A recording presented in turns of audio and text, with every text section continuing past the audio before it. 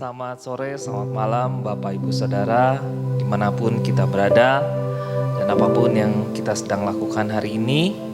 Mari kita luangkan waktu untuk kita sama-sama memuji dan menyembah Tuhan, bersekutu dengan Tuhan lewat ibadah di tengah minggu ini. Mari kita sama-sama kita mau berdoa dan kita siapkan hati kita. Bapa, kami mengucap syukur untuk sore malam hari ini Tuhan memberikan kami kesempatan satu hari untuk kami bisa bersekutu, mendengarkan firman-Mu, memuji memuliakan Tuhan. Kami berdoa dimanapun kami berada dan kegiatan apapun yang sedang kami lakukan, biar firman ini memberikan satu kekuatan dan pujian ini mendekatkan kami kepadamu. Terima kasih Bapa, kami mengucap syukur, sertai ibadah ini dari awal sampai akhirnya. Biar Engkau yang dipermuliakan dan kami semua menerima lawatan dari Tuhan. Kami bersyukur hanya dalam nama Tuhan Yesus. Amin.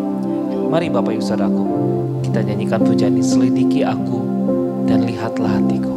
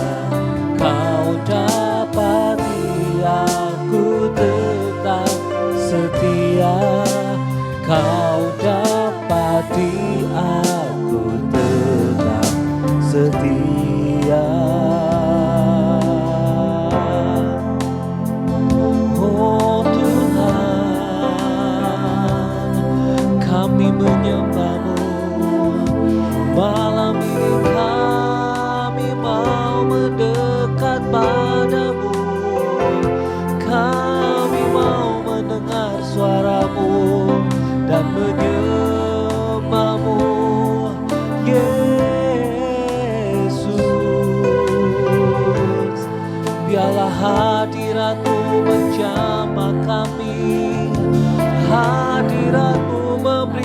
dengan kedamaian dan sukacita. Haleluya. Kami mengangkat tangan kami memuji-Mu, Allah yang hidup. Kami naikkan pujian kami naikkan penyembahan kami hanya bagi-Mu. Terpujilah Kau Tuhan, dulu sekarang sampai selama-lamanya. Terpujilah nama-Mu Bapa.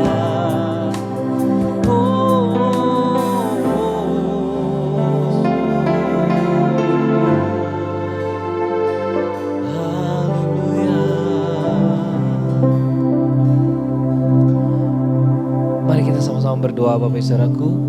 Sebentar kita akan mendengarkan firman Tuhan. Tuhan Yesus, kami sungguh merasakan jamahan-Mu. Kami merasakan hadirat.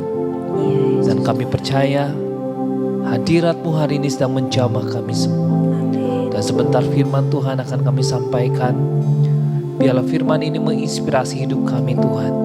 Engkau berbicara lewat hamba-Mu. Dan biarlah hari ini ada sesuatu yang baru yang Tuhan bukakan bagi setiap hidup kami. Terima kasih Tuhan, terima kasih. Kami ucap syukur hanya di dalam nama Tuhan Yesus. Kami bersyukur. Amin.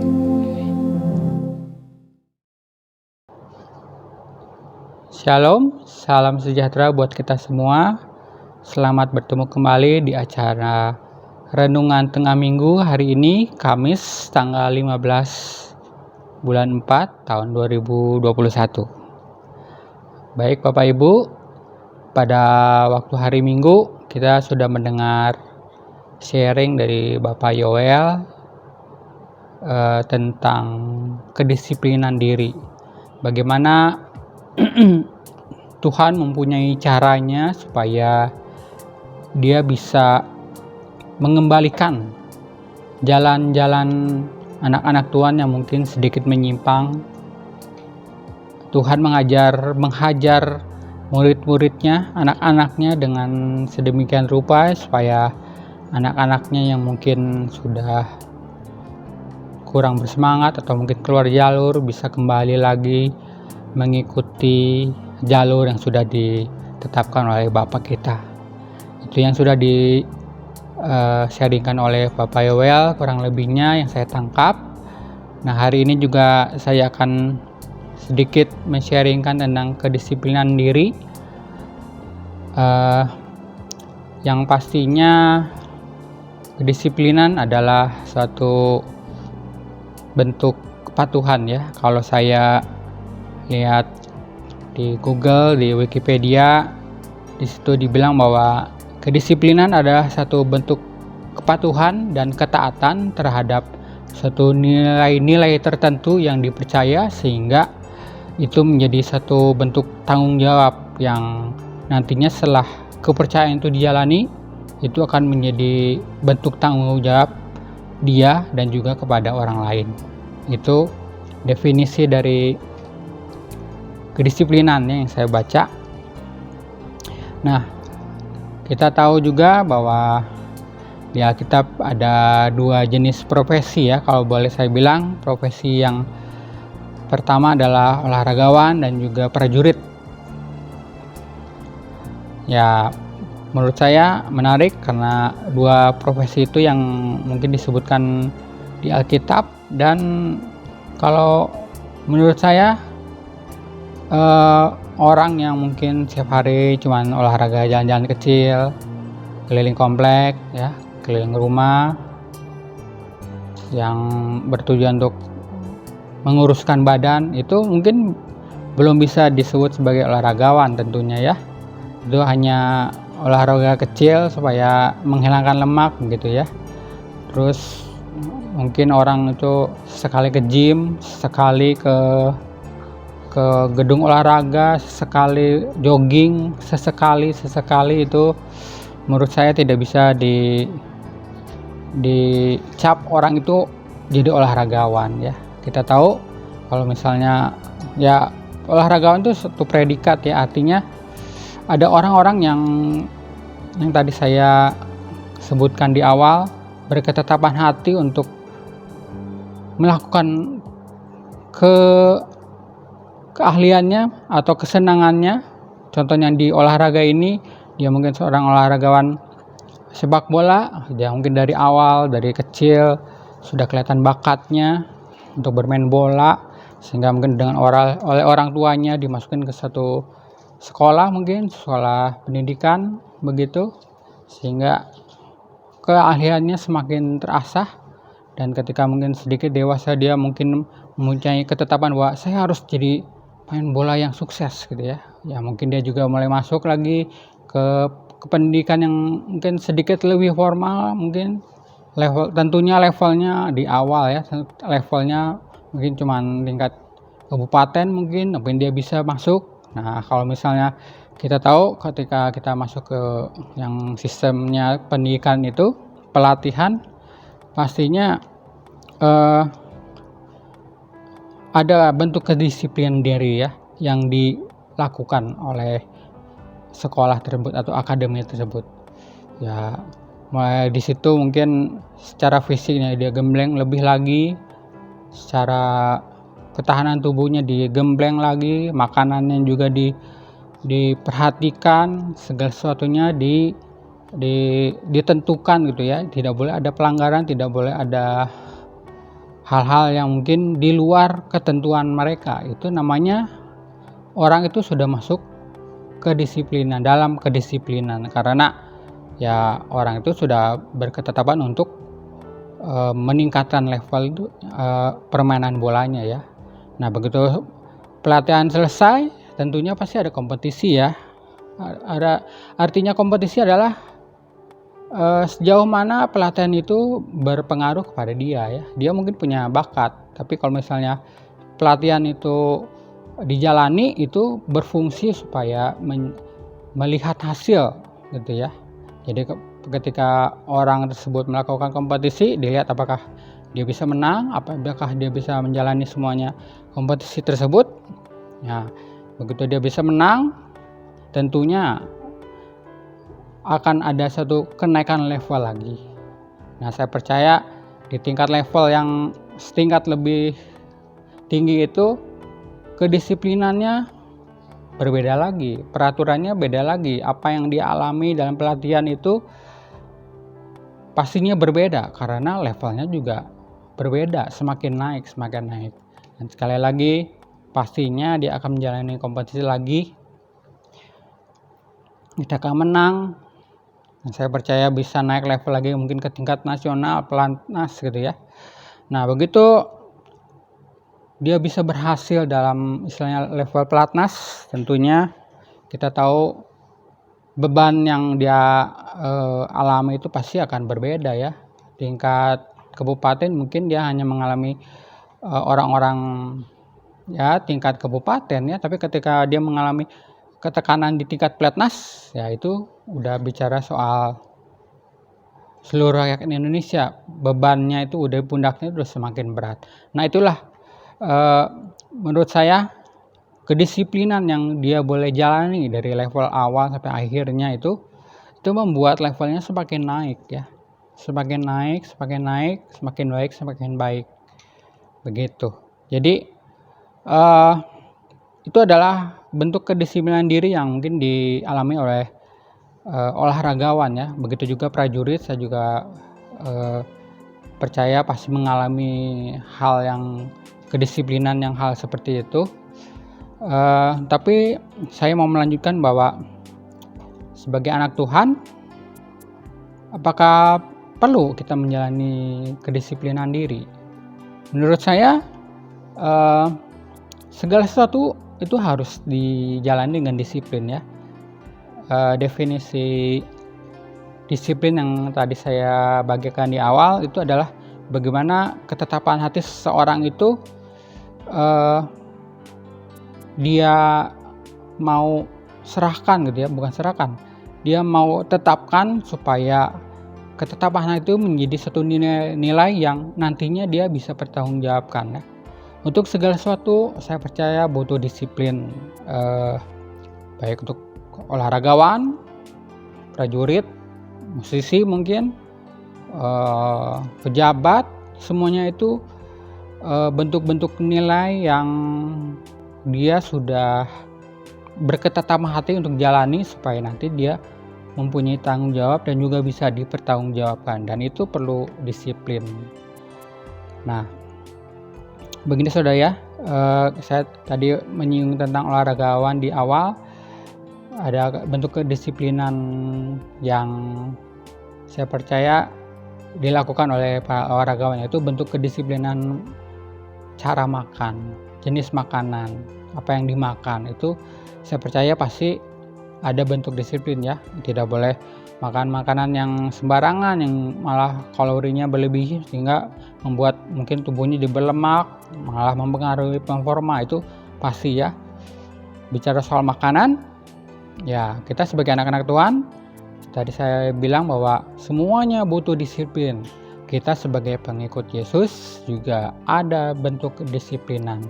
Kalau pas hari Minggu Pak Yoel menyebut bahwa ada bentuk kedisiplinan yang Tuhan tetapkan atas kita ya. Tetapi sekarang saya mau bilang bahwa ada juga bentuk kedisiplinan yang kita itu harus lakukan dalam kita mengikut Yesus sebagai murid Yesus. Sebagai murid Yesus, kita tahu yang namanya murid, kita tahu, kita juga pernah merasa jadi murid ya, waktu mulai dari SD, SMP, dan selanjutnya. Kita tahu bahwa murid itu harus duduk diam dan mendengarkan pelajaran yang diajarkan oleh guru-guru kita gitu ya. Dan kita mendengarkan, dengan kita mengikuti pelajaran dengan baik, dan juga melakukan semua tugas-tugas, PR-PR, semua apa yang diharapkan oleh guru kita terhadap kita, itu salah satu bentuk kedisiplinan. Dan seperti olahragawan juga, begitu kita mengalami pendidikan berapa lama, setahun mungkin di kelas 1 SD mungkin, kita juga mengalami ujian, dan ketika lulus ujian kita mengalami kenaikan level. Semua sama, semuanya mengalami kedisiplinan rohani, kedisiplinan yang harus kita jalani. Sebagai anak Tuhan, kita diharapkan oleh Tuhan untuk tidak saja menjadi pengikut yang sifatnya simpatisan ya. Kita tahu simpatisan ya cuman penggembira istilahnya. Begitu mungkin sesuatu yang kita ikuti itu ada keburukan, mungkin ya kita mungkin bisa hilang. Tapi yang namanya yang Tuhan inginkan adalah bukan kita mengikuti Yesus, bukan hanya levelnya simpatisan, tapi levelnya harus sampai murid. Kalau murid itu ya kita tahu, murid itu sikap hati atau sikap dirinya itu ya duduk mendengarkan setiap pendidikan, setiap petua-petua, setiap suara yang Tuhan suarakan bagi kita supaya kita lakukan. Itu level murid.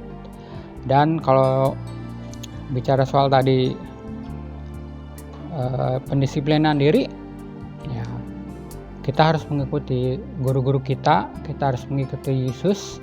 Salah satu bentuk kedisiplinan yang Tuhan bilang bahwa kalau kita mau dianggap sebagai murid Yesus, ada di Alkitab dibilang bahwa engkau akan menuruti setiap perintahku.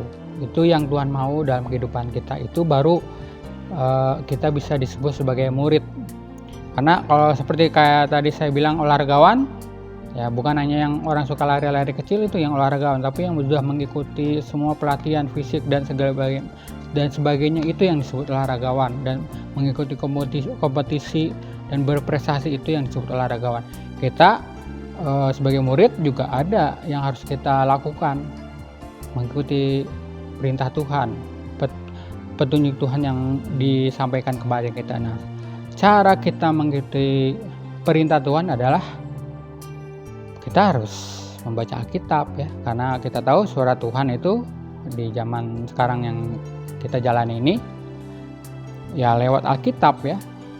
Semua keinginan Tuhan, semua perintah Tuhan, semua penghiburan Tuhan, semua itu ada di Alkitab. Dan itu kita harus baca gitu ya. Seorang murid tidak bisa lulus ujian atau mengikuti pelajaran gitu ya.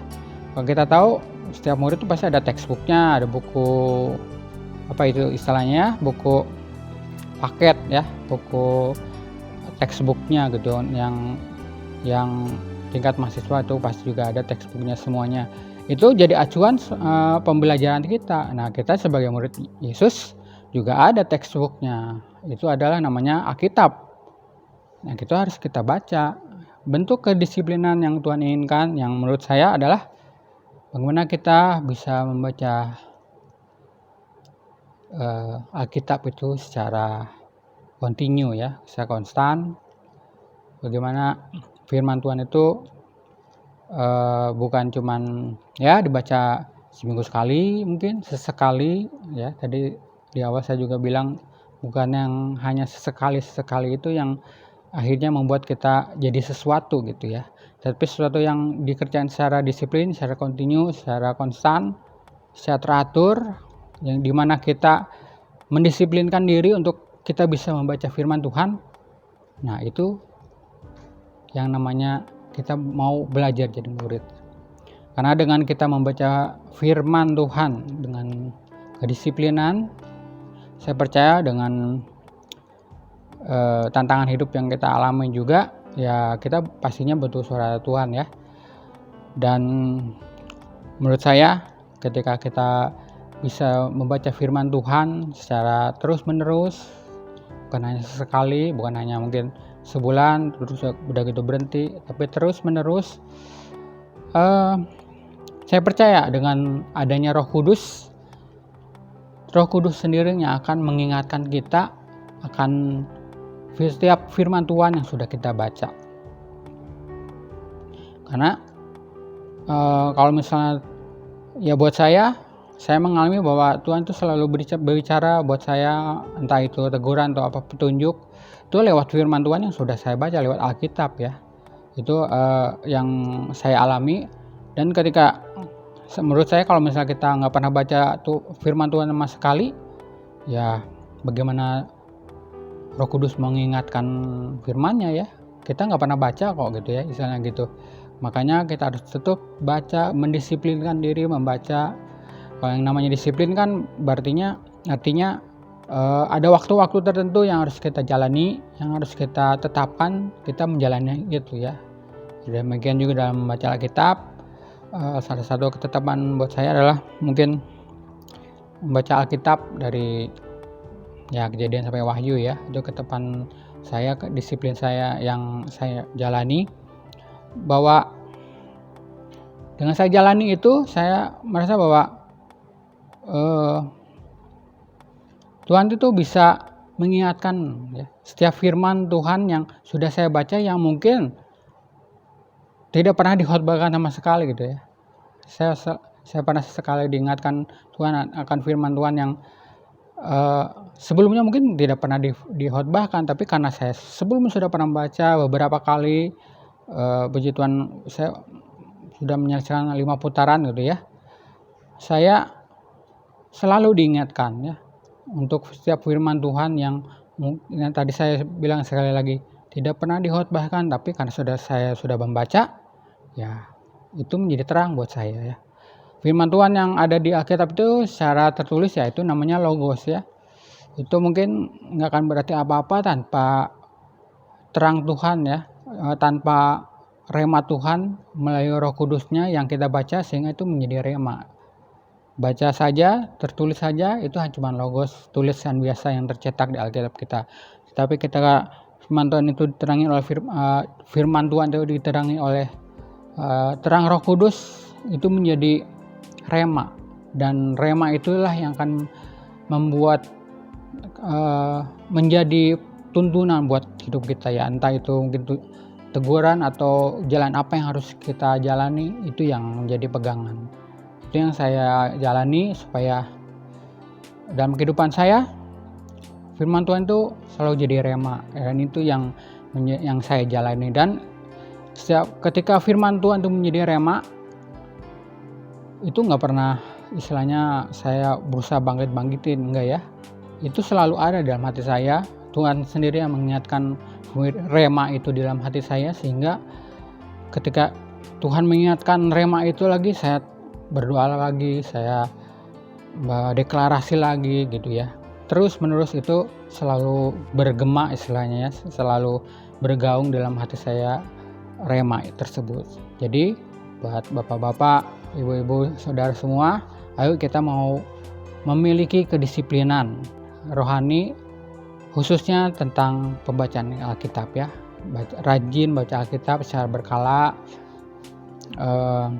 Kalau istilah saudara kita hatam ya, istilahnya dari awal baca Alkitab dari Kejadian sampai Wahyu ya, harus karena yaitu firman Tuhan ya, itu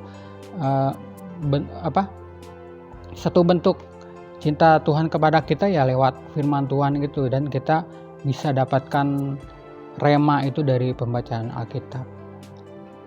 Tentukan jadwalnya, tentukan jamnya yang terbaik buat Bapak Ibu Saudara, dan jalani dengan ketetapan hati, dengan disiplin. Dan saya percaya dengan kedisiplinan yang kita jalani dalam menjalani Alkitab, dalam menjalani pembacaan Alkitab kita, itu akan membuat kehidupan rohani kita levelnya bisa naik gitu ya.